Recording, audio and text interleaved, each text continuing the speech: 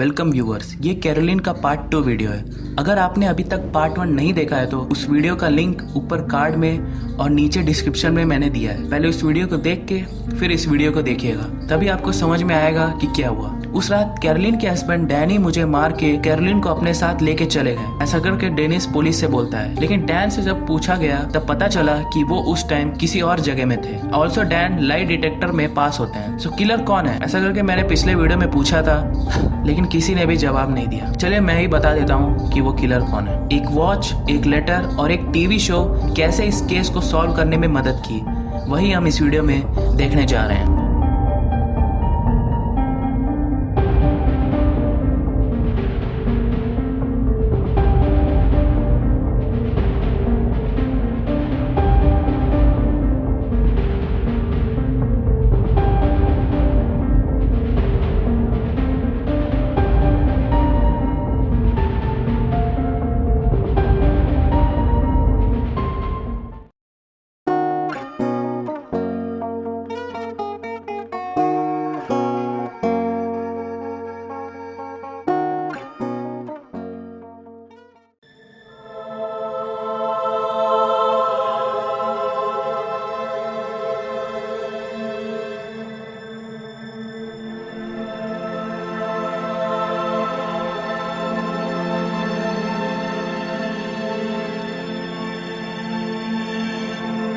Investigators अब Dennis जो बोला था क्या वो सच है या झूठ, उसको चेक करने के लिए डेनिस से पूछताछ करते हैं। डेनिस के बैकग्राउंड को चेक करते हैं, तभी डेनिस पहले से ही एक किलर है करके पता चलती है। 1982 में वो अपने बहन को मारने की वजह से जेल में गया था। उसके लिए 10 साल जेल में रह के पैरोल से बाहर निकला था। और बोला जाए तो पुलिस इन्वेस्टिगेशन में कैरोलिन जिस रात गायब हुई थी, डेनिस अपना कार लेके पास वाले शॉप में गया था। वहाँ डेनिस की एक फीमेल फ्रेंड काम कर रही थी। उनसे डेनिस ये बोलता है कि हे, मेरा कार बहुत ही गंदा है, तुम्हारे घर जाके क्या मैं अपना कार वॉश कर लूं, ऐसा करके पूछता है। तब उनके फीमेल फ्रेंड डेनिस के शर्ट में ब्लड स्टेन्स को नोटिस करते हैं। सो इस न्यू इन्फॉर्मेशन की वजह से पुलिस डेनिस के कार को सर्च करते हैं, लेकिन कार का इंटीरियर बहुत ही अच्छे तरीके से साफ किया गया था। डेनिस ने जैसा बोला था कि मैं और कैरोलिन इस कार में इंटीमेट हुए थे, सो वहाँ पे कैरोलिन के फिंगरप्रिंट या हेयर करके कोई भी एविडेंस नहीं मिला था।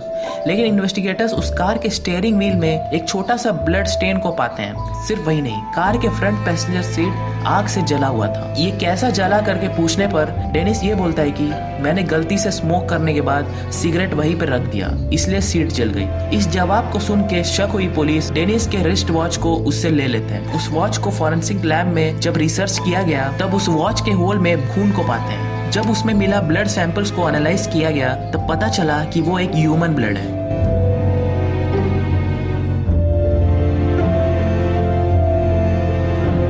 ये किसका खून था, ये कैरोलिन का खून है या नहीं चेक करने के लिए पहले कैरोलिन को ढूंढना पड़ेगा। लेकिन पुलिस के बहुत ढूंढने पर भी कैरोलिन कहीं भी नहीं मिली। उसके अलावा वो कैरोलिन का ही खून है करके पता करने के लिए दूसरा रास्ता भी है। हम लोग का डीएनए 50% अपने पापा का और 50% हमारे मम्मी का ही होता है। कैरोलिन के पेरेंट्स के ब्लड को एनालाइज करना पड़ेगा, लेकिन कैरोलिन के पेरेंट्स तब जिंदा नहीं थे। सो ये सिचुएशन को और भी कॉम्प्लिकेटेड कर दिया था। सिर्फ वही नहीं, जब डेनिस को पता चला कि पुलिस उस पे अब शक करने लग गई है, वो सिटी से बाहर चला जाता है। सो तुरंत पूरे देश में एफबीआई उसको ढूंढने लगती है। एक तरफ एफबीआई टीम इसको ढूंढते टाइम दूसरी तरफ फॉरेंसिक टीम डेनिस के कार को और भी अच्छे तरीके से रिसर्च कर रही थी। तभी कार के जले हुए सीट में हाइड्रोकार्बन्स को पाते हैं। अब हाइड्रोकार्बन्स तभी फॉर्म होता है जब आप एक लिक्विड डाल के कुछ जलाने की कोशिश की हो, तभी हाइड्रोकार्बन्स बनते हैं। सो डेनिस ने जो बोला था कि सिगरेट गिरने की वजह से आग जली थी, वो झूठ था। डेनिस जानबूझ के उस सीट को पेट्रोल डाल के जलाया था। सिर्फ वही नहीं, डेनिस ने जैसा बोला था, इन्वेस्टिगेटर्स भी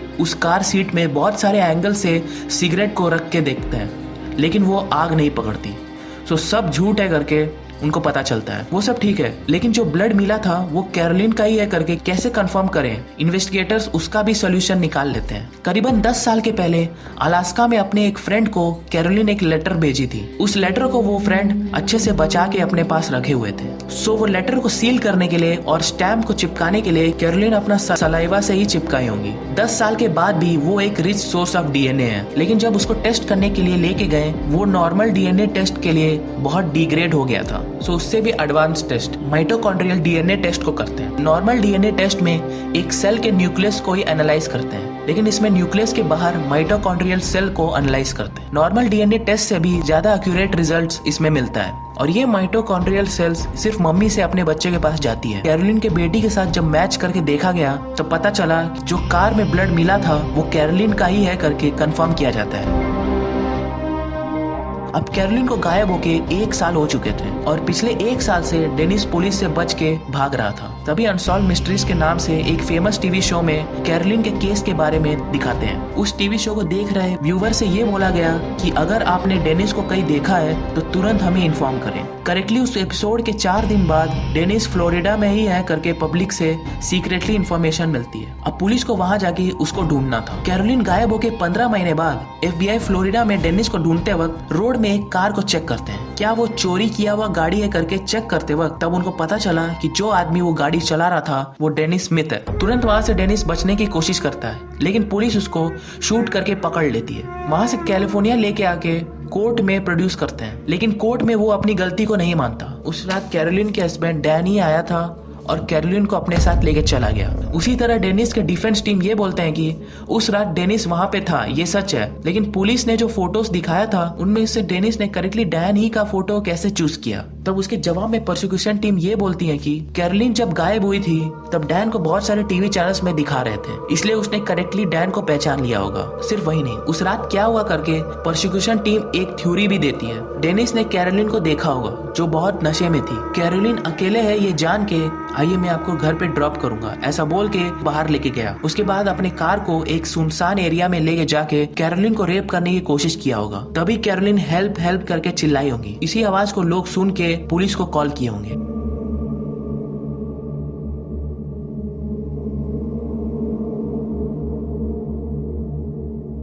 कैरोलिन फाइट बैक करने की कोशिश की होंगी, तभी डेनिस ने उनको मार दिया होगा। उसी में कैरोलिन का ब्लड स्टीयरिंग व्हील में, वॉच में और सीट में लगा होगा। कार में दूसरे जगहों को डिटर्जेंट से अच्छे से क्लीन करता है, लेकिन कार के सीट में जो ब्लड था उसे क्लीन नहीं कर पाया। सो उसको छुपाने के लिए उसने सीट को पेट्रोल डाल के जला दिया और कैरोलिन के बॉडी को वही जंगल में छुपाया होगा करके बोलते हैं।